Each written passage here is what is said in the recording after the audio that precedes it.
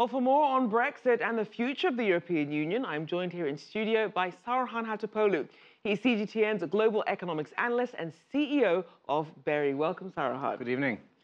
So how close is what we're seeing in this Brexit deal to what voters thought they were getting when they first voted back in 2016? I think some people are angry. I think it's safe to say this. The entire country is divided into three camps. One camp wishes that this never happened and wants a new vote. One camp wants, okay, we voted, we should respect it, but let's be close to the European Union. And the other one, obviously, is the sharp break, and then we go on our way group. So I have not seen the UK this divided in a long time about a specific issue, but definitely people are upset, and the government knows that. That's why Ms. May started the public appearances, and she will do that until the Parliament votes, because the voting for this deal that was reached, the probability of it passing looks slim. And she's certainly been putting on a charm offensive, going in for hours and hours of these talks, trying to even get members of her own parliament on board. Who is happy with this deal right now?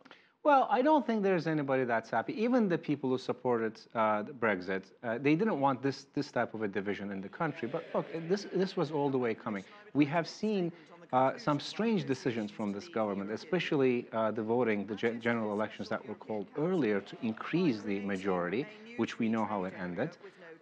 So in a situation where there are very different voices, but there's a common objective, and that objective is to get this done, something needs to be done. And I think that's what this government accomplished. But behind closed doors, Ms. May characterized this as impassioned debate. That pretty much tells me there was a lot of yelling and cursing. And if there weren't any resignations, but I'm not ruling it out as we get to the parliamentary vote. And what do you think are going to be the biggest sticking points right now? I think it's the finance. Still, people are talking about this hard border with Ireland. I think it was a brilliant idea how the EU and the UK dealt with it so far in the customs union agreement. You know, this is a 21-month period still, transition period where a free trade agreement can be negotiated. It won't happen, but it can be. But in the meantime, it doesn't happen. Customs union, that would give the hard border, it would pretty much eliminate that. But finance, the passporting, I don't think the rules will apply to the new equivalence idea, where right now the UK banks can sell products in the EU, and EU companies can do the same in the UK. That part of the agreement has not been specified yet. So equivalence idea is a good one, but when we don't know what that entails, will the banks, currently, for example, the simple banking services are not covered in the equivalence program.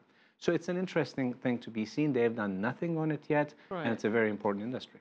Now, clearly there are still a lot of loose ends, and then you have this make or break vote coming up on December 11th. And May told members of her parliament that no one knows what will happen if this deal doesn't go through. So where does that leave investors and businesses?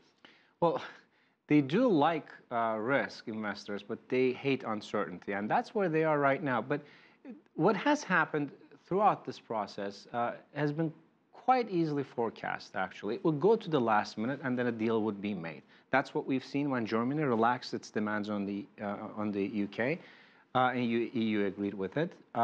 But the problem now is, when is it going to happen? Now, December date, I don't think is something that we really need to focus on. I know the media is making a big deal out of it, but if a negative vote comes out of that, she has 21 days to go back and tweak some kind of an agreement again. The EU wants it, the UK wants it, it will happen, and they will vote one more time.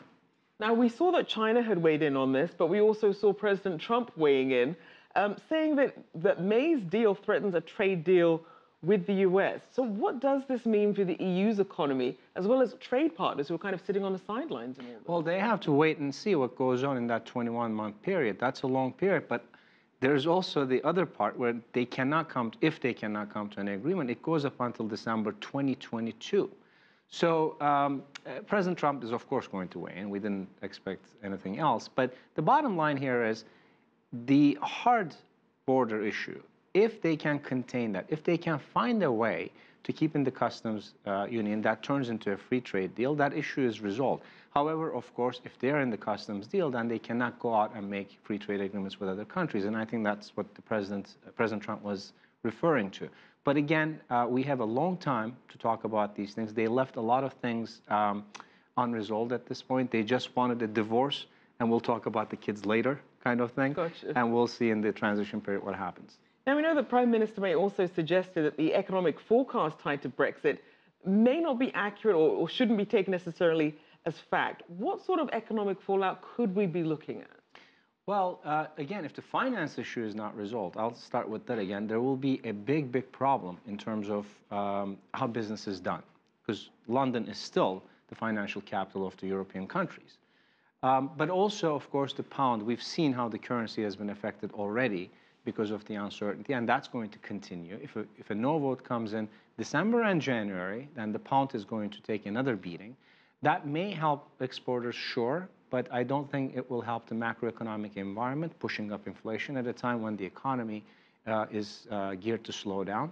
So we're looking at macro problems and hoping that the vote comes in positive, because these two parties need to sit down and talk for about 20 months or so how to define their relationship, and this is their time to shine.